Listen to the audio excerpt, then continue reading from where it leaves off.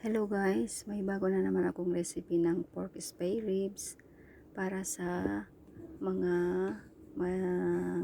kaibigan o lalong-lalo na sa mga Chinese ang amo. Ito ay spring spare ribs with taro. Taro guys, yung parang hindi ko makalimutan kung ang tawag din sa atin sa Pilipinas. Basta ito guys, madali lang ito guys yung recipe niya.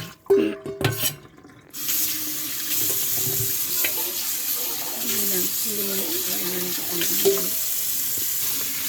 Hindi mo lang ito din mo lang kaya na yung karami ko.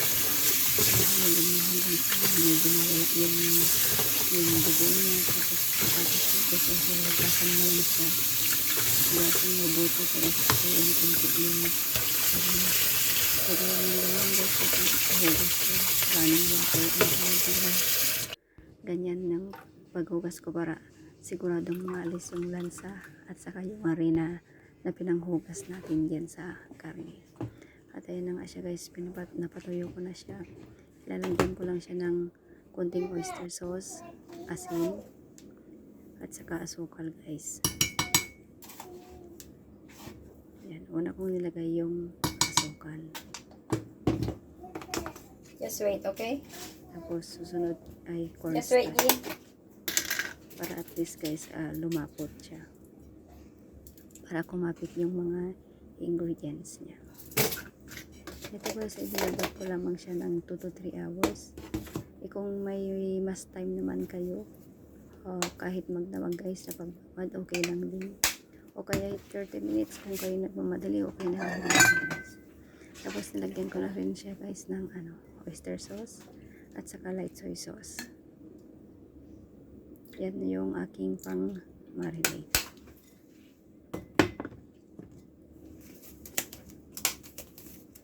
Tapos susunod ko na yung asin. Ang ginawa ko guys, tansya pa rin guys. Kasi yun guys kung gano'n kaganin yung inahapon. Dapat makulay sa mga kasi ayaw kasi hindi na makulay malayan sa pansit lang mga lasa dali naman mas malaking pagkano pag naibasa na kami ng blood test at ganyan yung ginagawa sa kamay ko ilagay ko ng plastic labo para kung halo-halo sa kamay ko para at least na dikit o magkalaki yung na karne ng balang spades at ayan na nga, natapos na. At ito na siya guys, ito na yung namarinate na pork spare ribs.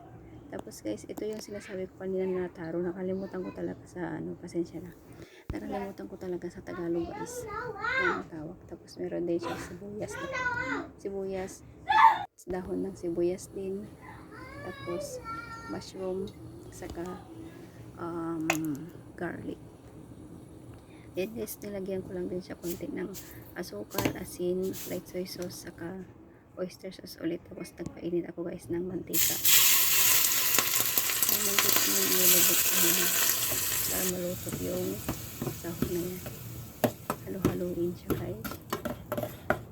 Ayan, kaya na ginagawa ko, hinalo-halo ko siya para at least kahit pa paano maluto or magkalasa yung ingredients sa kayong mga sauce na nilagay ko. Tapos ilagay lang siya guys sa ibabaw ng ayan, pork spare ribs. Tapos i-mix mo rin siya para mas malasa guys.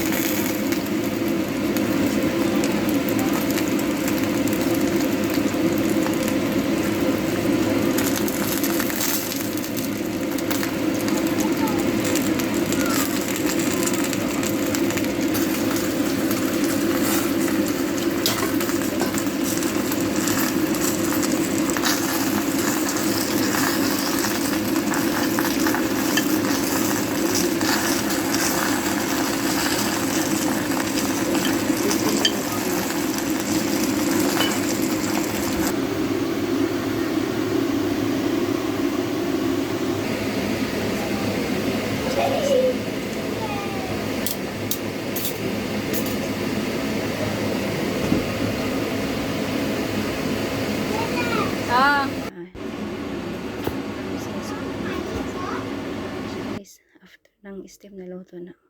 Thanks for watching. Bye-bye.